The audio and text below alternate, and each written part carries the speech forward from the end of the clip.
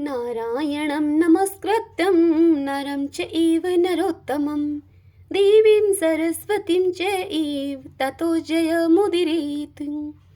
जय श्री कृष्ण। राधे राधे। भगतजनों, आज हम कार्तिक मास महात्म्य का 12वां अध्याय सुनेंगे। आज की इस कथा में हम जय विजय का चरित्र सुनेंगे। भगतजनों, आपको बता दूं कि यह सभी कार्तिक मास महात्म्य की कथाएं हम स्कंद पुराण से सुन रहे हैं। जैसे ही यह कथाएं पूर्ण होंगी, मैं चाहूंगी कि आपको पद्म पुराण से कार्तिक महात्म्य सुनाऊं। आपका इस विषय में क्या विचार है? कमेंट बॉक्स में कमेंट करके मुझे आप अवश्य बताएं। आपकी इच्छा के अनुसार ही आपको वह कथाएं भी सुनने को मिलेंगी। तो आइए भगवान का स्मरण करते हुए सब बोलिए, विष्णु भगवान की जय। ओम नमो भगवते वासुदेवाय। धर्मदत्त भगवान के दोनों पार्षदों से कहते हैं कि मैंने सुना है कि जय और विजय भी भगवान विष्णु के द्वारपाल हैं। उन्होंने पूर्व जन्म में कौन सा पुण्य किया था जिससे कि वे भगवान के समान रूप धारण करके बैकुंठ धाम के द्वारपाल हुए। ब्राह्मण धर्मदत्त के इस प्रश्न को सुनकर भगवान के पार्षदों ने उससे कहा, हे ब्राह्मण, पूर्व काल में तृणबिंदु की कन्या देवहूति के गर्भ से महर्षि कर्दम की दृष्टि मात्र से 2 पुत्र उत्पन्न हुए। उनमें से बड़े का नाम जय था और छोटे का नाम विजय। पीछे उसी देवहूति के गर्भ से योग धर्म के जानने वाले भगवान कपिल उत्पन्न हुए। जय और विजय सदा भगवान विष्णु की भक्ति में तत्पर रहते थे। वे नित्य प्रतिदिन अष्टाक्षर मंत्र ओम नमो नारायणाय, इस मंत्र का जाप और वैष्णव व्रतों का पालन किया करते थे। एक समय राजा मरुत ने उन दोनों को अपने यज्ञ में बुलाया। वहां जय ब्रह्मा बनाए गए और विजय आचार्य बनाए गए। उन्होंने यज्ञ की संपूर्ण विधि पूर्ण की। यज्ञांत में अवभृत स्नान के पश्चात राजा मरुत ने उन दोनों को बहुत अधिक धन दिया। धन लेकर दोनों भाई अपने आश्रम पर गए। वहां उस धन का विभाग करते हुए दोनों में परस्पर लाग डांट पैदा हो गई। जय ने कहा, इस धन को बराबर बराबर बांट लिया जाए। विजय का कहना था कि नहीं, जिसको जो मिला है वह उसी के पास रहे। तब जय ने क्रोध में आकर लोभी विजय को शाप दिया, तुम ग्रहण करके देते नहीं हो, इसीलिए ग्राह हो जाओ। जय के इस श्राप को सुनकर विजय ने भी उसको श्राप दिया कि तुमने मद से भ्रांत होकर श्राप दिया है, इसलिए मातंग अर्थात हाथी की योनि में तुम जाओ। तत्पश्चात उन्होंने भगवान से श्राप निवृत्ति के लिए प्रार्थना की। श्री भगवान ने तब उनसे कहा कि तुम मेरे भक्त हो, तुम्हारा वचन कभी असत्य नहीं होगा। तुम दोनों अपने ही दिए हुए इन शापों को भोगकर फिर से मेरे धाम को प्राप्त होगे। ऐसा कहकर भगवान विष्णु अंतर्ध्यान हो गए।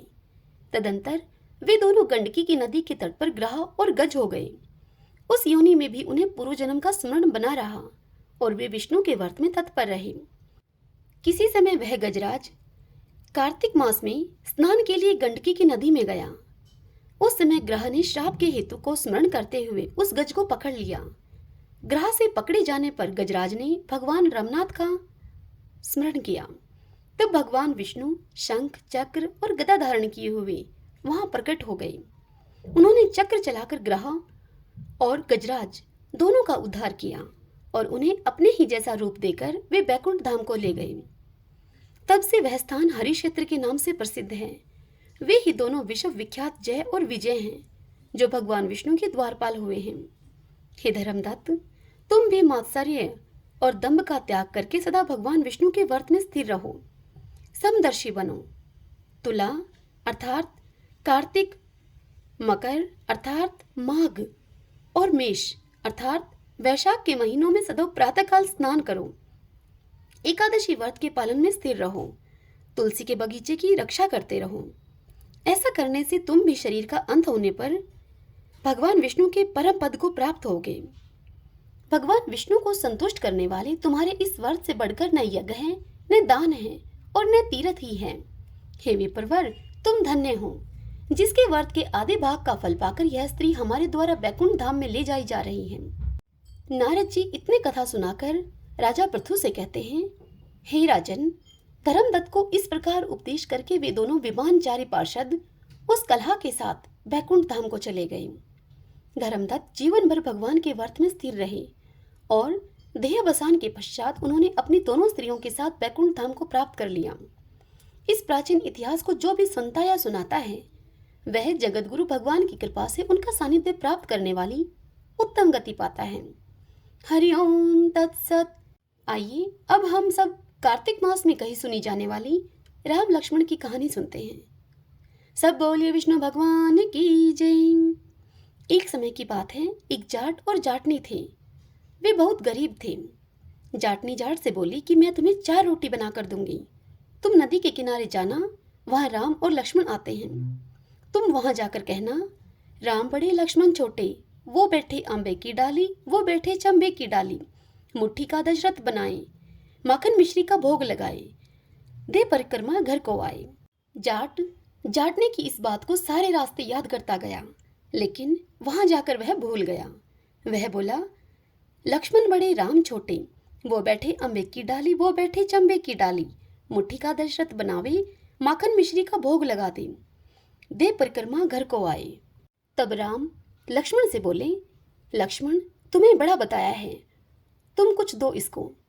तब लक्ष्मण बोले, हे राम, इसकी बुद्धि मलिन हो गई है, यह मूर्ख है, कहीं राम से भी बड़ा कोई दुनिया में है क्या? तब राम बोले, नहीं लक्ष्मण, तुम्हें बड़ा बताया है, तुम्हें कुछ दो इसे। लक्ष्मण ने थोथे बांस में मोहर अशरफी भरकर उसको दे दी। रास्ते में मोहर अशरफी चोरों ने उसकी चुरा ली। अब जाट घर पहुंचा। तब जाटनी बोली कि कुछ मिला तुम्हें? तब जाट बोला, हाँ मिला तो बहुत कुछ था, परंतु रास्ते में सब चोरों ने चुरा लिया। तब जाटनी ने कहा कि कोई बात नहीं, कल तुम फिर से जाना। और फिर अगले दिन जाटनी ने फिर से 4 रोटी बनाकर जाट के हाथ में थमा दी और सब कुछ सिखाया।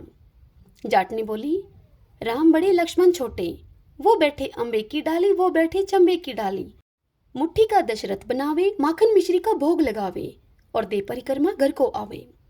सारे रास्ते जाट यह सब याद करता चला गया, परंतु वहां जाकर वह फिर से भूल गया। वह बोला, लक्ष्मण बड़े राम छोटे, वो बैठे अम्बे की डाली, वो बैठे चंबे की डाली, मुट्ठी का दशरथ बनावे, माखन मिश्री का भोग लगावे, और दे परिक्रमा घर को आवे। तब राम बोले, हे लक्ष्मण, आज भी इसने तुम्हें ही बड़ा बताया है, तुम कुछ दो इसको। तब लक्ष्मण बोले, हे राम, इसकी बुद्धि मलिन हो गई है, यह मूर्ख है, कहीं राम से बड़ा कोई दुनिया में है भी क्या? तब राम बोले कि लक्ष्मण, तुम्हें ही इसने बड़ा बताया है, तुम्हें कुछ दो इसे। लक्ष्मण ने जाट को सोने की एक ईंट दे दी। रास्ते में फिर से सोने की उस ईंट को चोरों ने चुरा लिया। अब जाट घर पहुंचा। घर पहुंचते ही जाटनी उसे बोली, कुछ मिला तुम्हें? तब जाट ने कहा कि मिला तो था, परंतु सब चोरों ने हर लिया। तब जाट ने बोली कि तुमने क्या कहा था?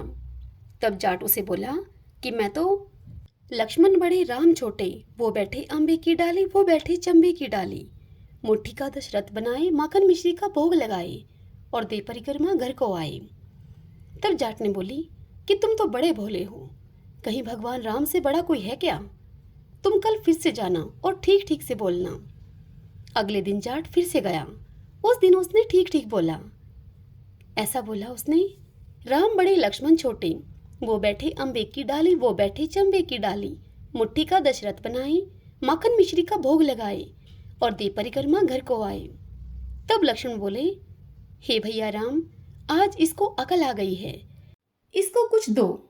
तब राम मुस्कुराते हुए उस जाट के पास आए और बोले, भाई, मेरे पास तो ये जोहड़ की मिट्टी है, इसे ले जा। इतना कहकर श्री राम जी ने अपने हाथ से छोटी सी मिट्टी की डली उठाई और उस जाट को दे दी। यह देखकर वह जाट बड़बड़ाने लगा और बोला, जाटनी ने मुझे उल्टी सीख दी है, मुझे रोज तो सोना चांदी मिला करता था, आज मिट्टी की है डली मिली है। मिट्टी लेकर वह जाट अपने घर को गया। बीच रास्ते में ही जंगल पड़ता था। उस जंगल में चोरों ने उस जाट को देखकर उसे लूटना चाहा, लेकिन उस मिट्टी की डली को देखकर चोरों ने उसे छोड़ दिया। अब वह जाट उस मिट्टी की डली को लेकर अपने घर पहुंचा। घर पहुंचा तो जाट ने बोली, कुछ मिला है?